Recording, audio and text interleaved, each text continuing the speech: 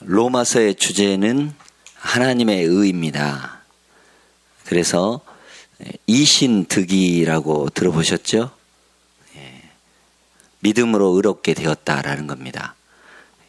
이 말을 이제 이신층의라고도 하는데, 우리가 1장에서 배웠지 않습니까? 오직 의인은 믿음으로 산다. 그렇습니다.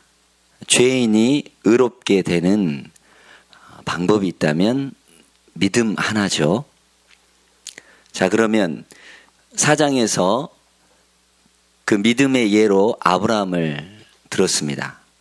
그리고 어제 5장에서는 믿음의 그 결과가 어떻게 되느냐, 하나님과 화목하게 된다. 우리가 여기까지 이제 로마서 5장을 배운 것입니다. 그러면 이제 6장에 들어서 오늘 말씀을 한 구절 한 구절 보도록 하겠습니다. 그런즉 우리가 무슨 말을 하리요? 은혜를 더하게 하려고 죄에 거하겠느냐? 은혜와 죄에 관한 그런 말씀인데, 우리 5장 20절 21절에 우리가 이렇게 말씀을 배웠죠. 죄가 더한 곳에 은혜가 넘쳤다. 이 말은 은혜를 더 많이 받으려면 죄를 더 많이 지어야 되지 않습니까? 라는 질문입니다. 여러분들은 어떻게 답을 하시겠습니까? 은혜를 더 많이 받으려고 죄를 더 많이 지어야 합니까? 아니죠. 그 내용에서 이제 그럴 수 없다. 2절에 죄에 대하여 죽은 우리가 어찌 그 가운데 더 살리요? 죄에 대해서 이제 죽었다라는 겁니다. 죄로 인해서 죽을 수밖에 없는 우리가 예수를 믿음으로 의롭게 되었는데, 이제 죄에 대해서는 죽었다라고 표현을 하고 있는 겁니다. 그래서 그리스도의 은혜는 죄를 허용하는 면허장이 아니라 성도의 의를 회복시키는 특허장입니다. 그러죠? 죄에 대해서 죽은 성도는 더 이상 죄의 세력에 지배를 당하지 않습니다. 이를 위해서 예수님께서 어떤 희생을 치르셨습니까? 아주 값비싼 희생을 치르셨습니다. 그리고 그의 대가로 우리는 하나님과 화목하게 될 수가 있습니다. 이게 은혜입니다. 이제 칼빈은 이런 표현을 하고 있는데요. 그러므로 만일 그리스도의 은혜 때문에 죄가 더욱 왕성하게 되었다고 주장한다면 그것은 하나님의 사역을 터무니없는 것으로 바꾸는 행위다. 은혜를 더 받으려고 죄를 더 지을 수는 없다라는 겁니다. 죄에 대해서는 이제 죽었다라는 그런 표현이. 자, 죄악된 삶을 끊고 이제 예수 그리스도 안에서 함께 살면서 하나님과 화해하였다. 화목하게 되었다. 이게 바로 하나님과 교제하는 겁니다. 너무나 귀한 것입니다. 3절에 보면 무릇 그리스도 예수와 합하여 세례를 받은 우리는 그의 죽으심과 합하여 세례를 받은 줄을 알지 못하느냐. 세례를 이제 끌어들이고 있죠. 자, 죄에 대해서 죽은 것은 세례를 받음을 의미합니다. 여러분들 다 세례를 받으셨죠? 세례 받을 때 여러분들은 어떠셨습니까? 아무런 감흥이나 느낌 없이 세례를 받으셨습니까?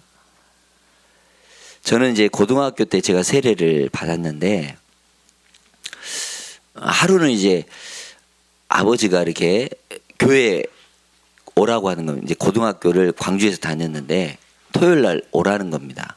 그래서 이제 말씀을 듣고 왔는데, 그때 저는 교회 아버님 말씀 듣고 그냥 갔어요. 그랬는데 거기에 장로님들이 몇 분 계시더라고요. 그리고 목사님이 계시더니 이제 세례에 대해서 이렇게 말씀을 하시고, 제가 세례를 받을 때 그렇게 큰 준비를 하지 못했습니다. 그래가지고 이제 장로님이 묻기를 이제 사람의 제일 되는 목적이 무엇이냐 이렇게 물으시는데 뭐 지금 같으면 하나님을 영화롭게 하는 것입니다. 뭐 이렇게 이런 소요리 문답을 이제 애워서라도 대답할 텐데 그렇지는 못했어요. 그리고 주일날 이렇게 세례를 얼떨결에 받았어요. 모태 신앙이긴 했는데 그렇게 세례를 받았단 말이에요. 그리고 이제 제가 이제 목사가 돼서 세례를 주는데 이제 뭐 세례 공부도 시키고 세례 교육도 시키지 않습니까? 예. 그래서 세례를 받는데 대부분의 사람들이 세례를 받을 때 준비를 하는 경우도 있지만 저처럼 그렇지 못하는 가운데 세례를 받는 분도 있어요. 그래서 이제 세례 공부를 철저하게 잘해서 세례를 받으면 좋겠지만 그렇지 못했을 경우에 세례를 줄 때 한 가지 단서가 있습니다. 복음에 대한 확실히 이해를 시키고 예수님을 정말 인격적으로 모셔드릴 수 있느냐 이거를 고백하게 하는 겁니다. 예. 그리고 이제 임종 세례도 해봤는데 이제 이런 분들은 주로 이렇게 거의 죽음을 앞두고 보면 이제 절박하지 않습니까? 그래서 이분들은 되게 순수하게 받아들여요. 그래서 이렇게 예수님을 마음속에 영접하시겠습니까? 모시겠습니까? 그러면 거의 제가 임종 세례를 몇 차례 해봤지만 그렇게 세례를 받으셔요. 그런 과정 속에서 가족들의 역할이 크다라는 것을 제가 깨닫게 되었습니다. 가족들이 늘 중보기도 하고 가족들이 어머니의 이 믿음을 위해서 기도하셨고 또 아버님을 위해서 끝까지 기도하셨던 걸 볼 수 있습니다. 그래서 그분들이 그때 마음을 열고 예수님을 받아들여요. 그리고 이제 임종하시고 그러면 그 가족들이 되게 마음에 평안함을 느낍니다. 세례는 당연히 잘 준비를 해서 받으면 좋겠죠. 그러나 이 또한 하나님의 은혜라는 겁니다.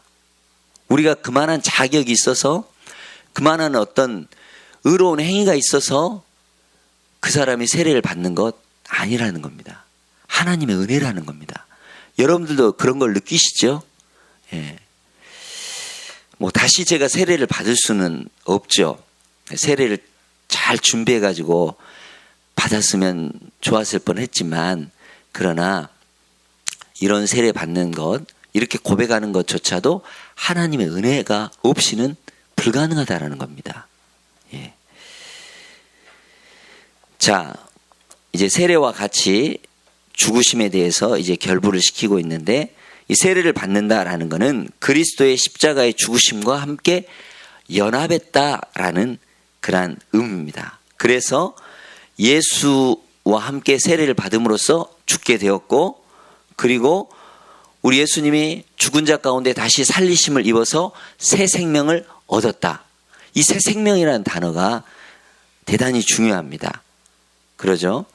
이제 보통 세례를 받을 때 목사님이 이제 이렇게 물을 찍어서 살짝 이렇게 바르지 않습니까?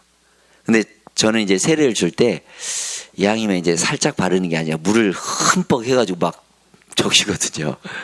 예. 침례 받는 거는 이렇게 물 속에 확 들어갔다가 나오는 거거든요. 원래는. 근데 우리 장로교단에서는 이제 그렇게 할 수가 없기 때문에 의식적으로 이렇게 살짝 물을 뿌리는데 저 같은 경우는 이제 물을 막 한 바가지 퍼다가 딱 이렇게 약간 이렇게 좀 흥건하게 뭐 군세례 갈 때도 마찬가지입니다. 뭐 300명 이상 이렇게 군세례를 줄 때도 임실 3호사단에 같은데 가면 이 친구들이 세례 받을 준비를 되게 많이 못해요. 그냥 이제 끌려와서. 그러나 그것조차도 하나님의 은혜라는 겁니다. 그리고 나중에 이제 그런 친구들을 만나봐요. 뭐 이렇게 제가 직접 세례를 주지 않았지만 군에서 세례를 받았다라고 하시는 분들의 얘기를 들어보면 다 하나님의 은혜였다라고 표현을 합니다. 그러니까 이게 자기의 어떤 의도나 자기의 어떤 행위로 오는 게 아닙니다. 하나님의 은혜로 오는 겁니다. 그러죠? 되게 귀한 겁니다. 자, 그런데 세례를 받았다는 것은 새 생명, 물속에 들어갔을 때는 이제 죽었다. 그리고 나올 때는 다시 산다라는 의미로 그렇게 세례를 베푸는 것입니다. 자, 그리스도와 연합은 죄에 대해서 죽은 것뿐만 아니라 더 나아가서 새 생명을 얻게 되는 겁니다. 이 부분이 상당히 중요한 것이죠. 이걸 좀 더 여러분들 쉽게 여러분들 제가 표현을 해보자면 옛 자아가 죽고 새로운 생명이 잉태된 사건이 바로 이 거듭남인데, 자, 새 생명이 잉태되는 것은 우리 여성분들은 더 쉽게 다가올 거예요. 임신이 되어서 내 안에 다른 생명이 잉태됨으로써 이제 입덧이 시작되고, 그 입덧은 마치 지금까지 좋아하고 익숙했던 것들을 하나하나씩 끊어내고 거부합니다. 그러죠? 예.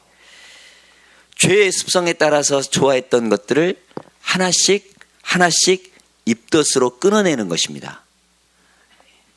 세상에 대한 입덧, 세상에 대한 그러한 예전에는 좋아했던 것들, 그러한 것들이 이제는 싫어져요. 예. 거짓말을 그렇게 편하게 하다가 세례를 받고 나서는 거짓말을 하면 왠지 내 안에 이 거짓말이 편해지지가 않아요. 그러죠? 그런 경험을 해보셨죠? 그리고 술, 담배가 그렇게 즐겁다가도 어느 날 그 담배가 역겹게 되고 이러한 일들이 일어나게 된다는 겁니다. 뼛속 깊이 각인된 죄성이 하나씩 끊어지는 게 바로 그리스도와 연합해서 죽고 새 생명을 얻는 것입니다. 얼마나 놀라운 일이죠? 자, 죄의 영향에서 벗어난 것을 뛰어넘어서 보다 이제 적극적으로 의의 영역으로 살게 된다라는 겁니다. 그래서 예수님은 이 땅에 오셨을 때 양으로 생명을 얻게 한다. 그러죠. 생명을 주게. 빼앗고 죽이고 이렇게 도적질하는 이런 죄의 결과가 아니라 예수님이 이 땅에 오셔서 생명을 얻게 하고 더 풍성히 얻게 하려 하신다. 이 말씀을 우리에게 주신다라는 거예요. 자, 그래서 우리는 예수님과 함께 죽었다. 죽은 것으로만 끝나는 게 아니라 이제 5절부터 보면 만일 우리가 그의 죽으심과 같은 모양으로 연합한 자가 되었으면 또한 그의 부활과 같은 모양으로 연합한 자도 되리라. 이게 바로 새 생명을 얻는 겁니다. 예. 연합했다라는 것은 함께 심겨졌다. 그리고 함께 자란다라는 뜻입니다. 예. 열매 맺을 수 없는 그러한 나무가 열매 맺을 수 있는 나무에 접붙임을 하였다. 그러면 당연히 열매를 맺을 수 없는 가지지만 열매 맺을 수 있는 이 가지에 접붙임이 됐기 때문에 어떻게 돼요? 열매를 맺게 된다라는 겁니다. 자, 6절에 우리가 알거니와 우리의 옛사람이 예수와 함께 십자가에 못 박힌 것은 죄의 몸이 죽어 다시는 우리 죄에게 종노릇하지 아니함이라. 옛사람은 영적인 죽음 아래서 신음하며 본질적으로 마음이 이제 악하게 되어서 죄에게 종노릇한다라는 겁니다. 죄에게 종노릇하기 때문에 당연히 하나님을 떠난 그런 사람이겠죠. 우리 1장에서도 이방인이 죄인이다. 율법을 가진 유대인도 죄인이다. 고로 모든 사람이 죄인이다. 하나님의 영광에 이르지 못한다. 그럼 어떻게 할 것이냐? 믿음으로 말미암아 의롭게 될 수 있다. 이게 이제 로마서에 이제 총 흘러가는 이 주제입니다. 자, 옛사람에 머물러 있는 자들은 죄를 지어도 그 죄로 인해서 아무런 갈등을 느끼지 않습니다. 죄인이기 때문에. 그래서 바람에 밀려다니는 돛담배와 같이 죄의 세력에 따라 이리저리 끌려다닙니다. 목사님 그런 표현하셨죠? 내리막길에 수레바퀴가 있으면 어떻게 돼요? 당연히 추락할 수밖에 없어요. 그러나 브레이크가 이렇게 잡고 있기 때문에 내려갈 수 없는 거예요. 그 축이 바로 예수 그리스도라는 겁니다. 죄에 더 이상 여러분들이 끌려가지 않도록 예수님께서 브레이크 되어주셔서 잡고 계신다라는 겁니다. 얼마나 귀한 거예요. 얼마나 감사한 거예요.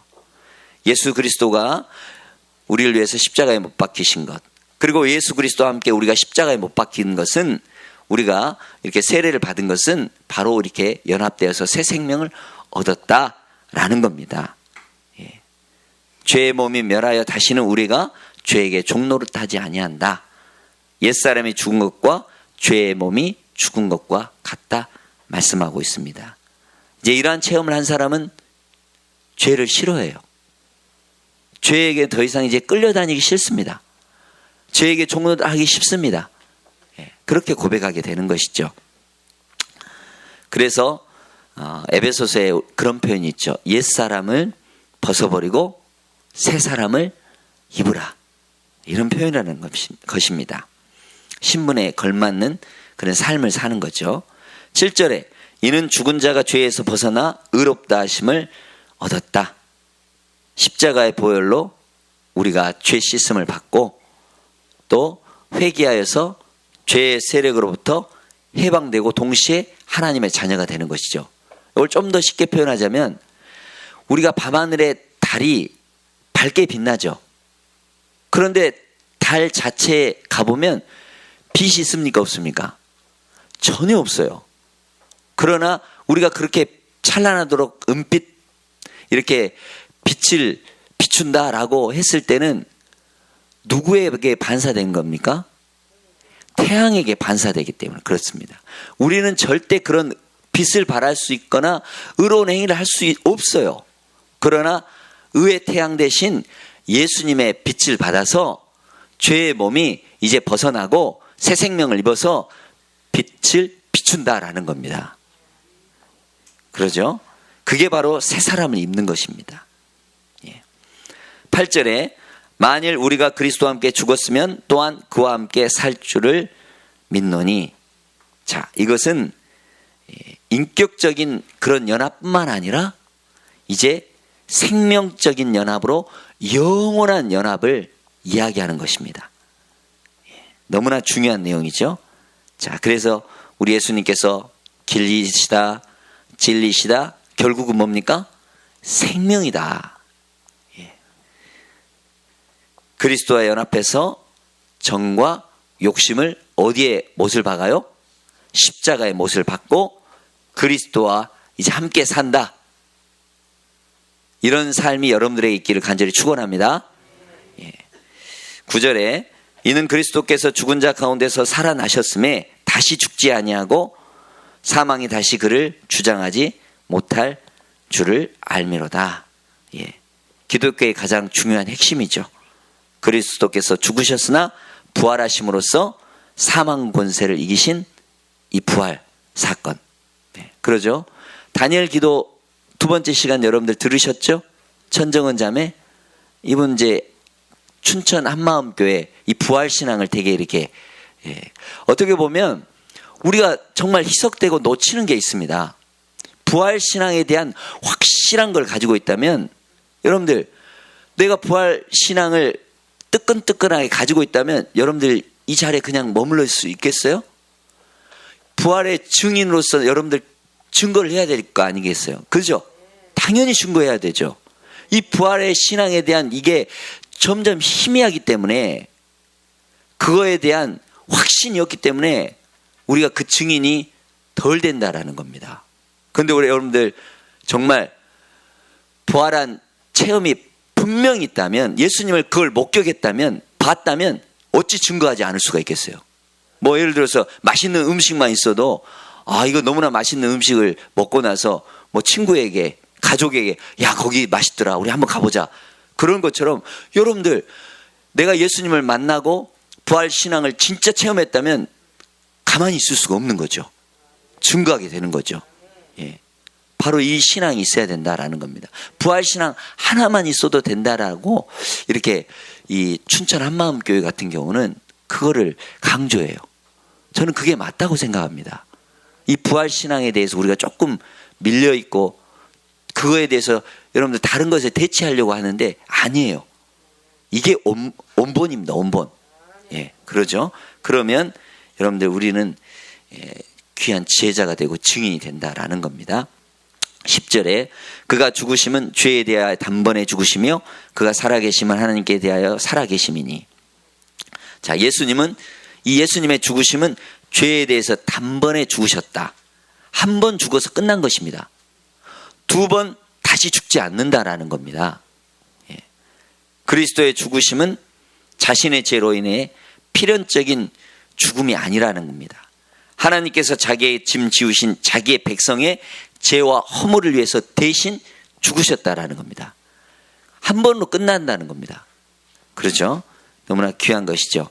바로 우리가 레위기서 배웠지만 죄를 지으면 동물을 가지고 피해 제사를 드리지 않습니까?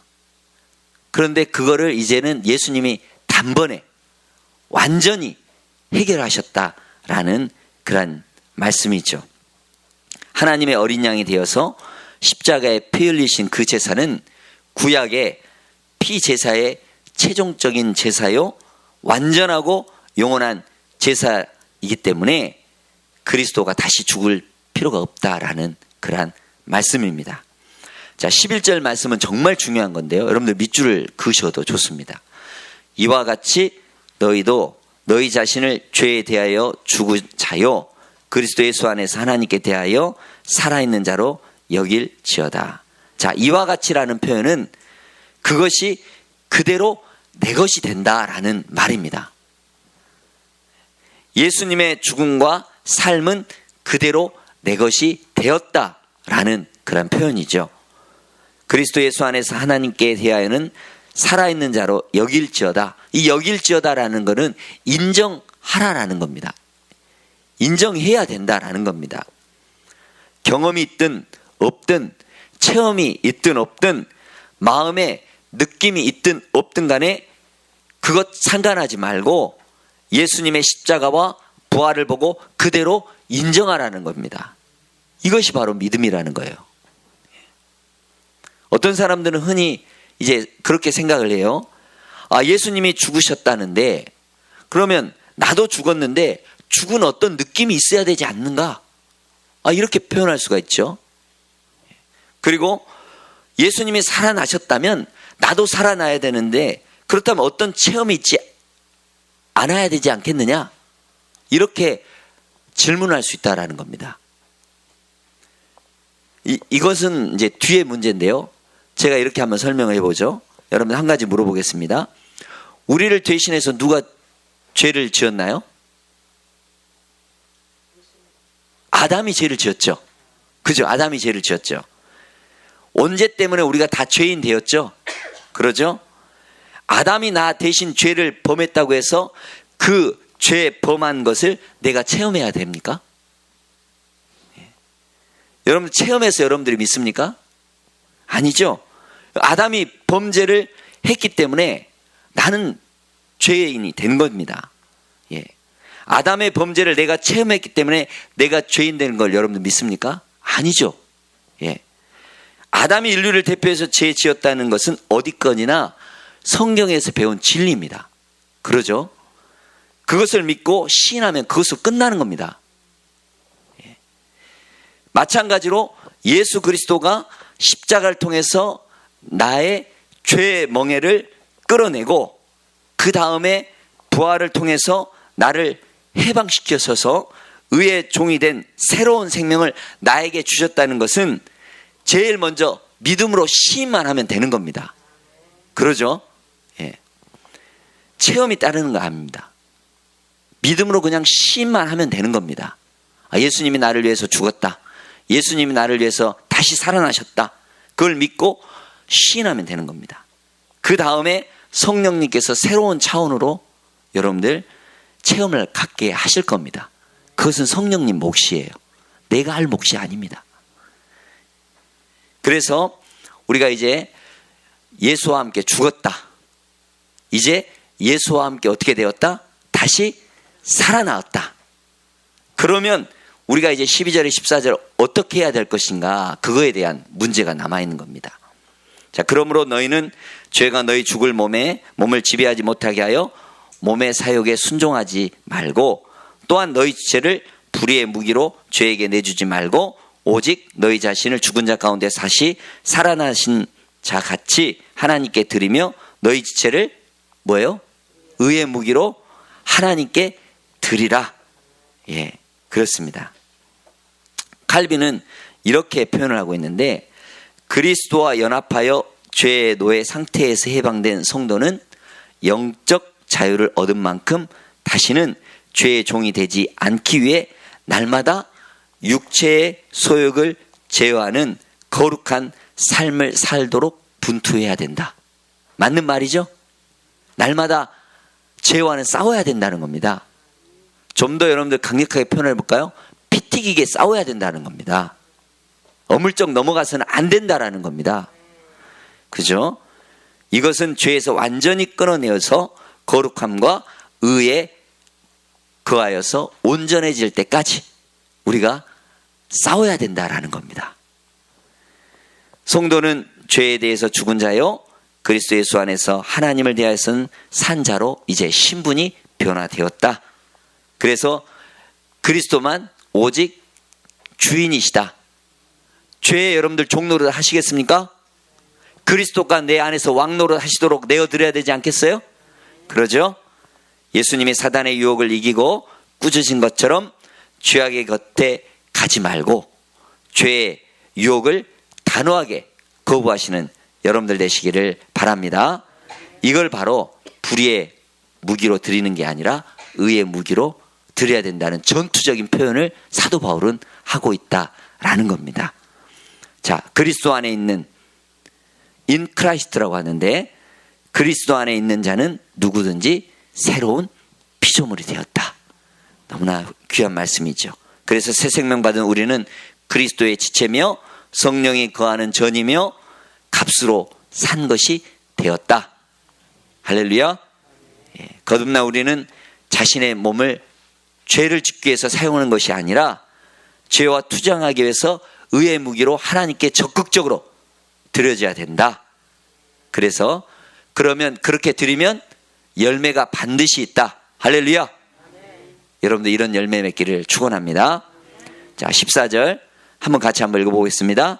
죄가 너희를 주장하지 못하리니 이는 너희가 법 아래에 있지 아니하고 은혜 아래에 있음이라. 너무나 귀한 표현입니다. 율법으로는 여러분들 죄를 다 일일이 열거합니다. 이래서 다 여러분들 죄인이다라는 겁니다. 그런데 우리는 율법이나 그런 법 아래에 있지 않냐고 은혜 아래에 있다라는 겁니다. 너무나 귀한 말씀입니다. 자, 6장의 말씀을 통해서 우리는 어떤 하나님을 발견합니까? 하나님은 예수 그리스도와 연합을 통해서 그분의 죽음과 부활에 동참하게 하십니다. 하나님은 예수님의 죽음을 나의 죽음이 되게 하셔서 죄의 문제를 완전히 해결해 주셨습니다. 예수님의 부활이 나의 부활이 되게 하셔서 나로 하늘의 새 생명을 얻게 하셨습니다. 하나님은 세례를 통해서 예수 그리스도와 신비한 그러한 영적인 연합을 해 주셨다라는 겁니다.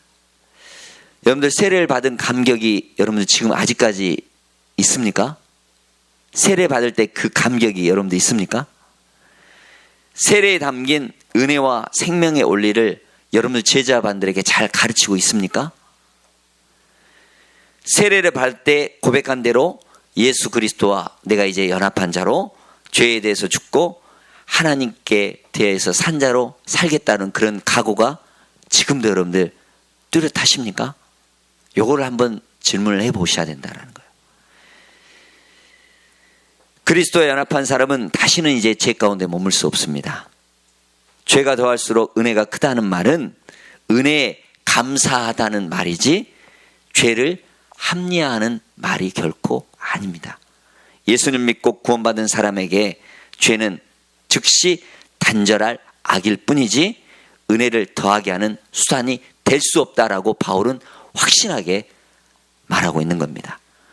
죄의 경중을 따라서 받을 은혜의 크고 작음을 여러분 논하기 전에 그 죄로 인해서 참혹한 대가를 치르신 그 예수님을 떠올리며 죄송스럽고 가슴 아파하는 그러한 것이 하나님의 자녀로서 당연한 겁니다. 그렇죠? 그리스도와 연합은 죄와 하나님에 대해 새로운 관계를 만들어냅니다. 그리스도와 함께 죽었다는 것은 우리가 죄에 대해 죽었다는 것을 의미하고 그리스도와 함께 살았다는 것은 하나님에 대해서 이제 살았다라는 그러한 의미죠.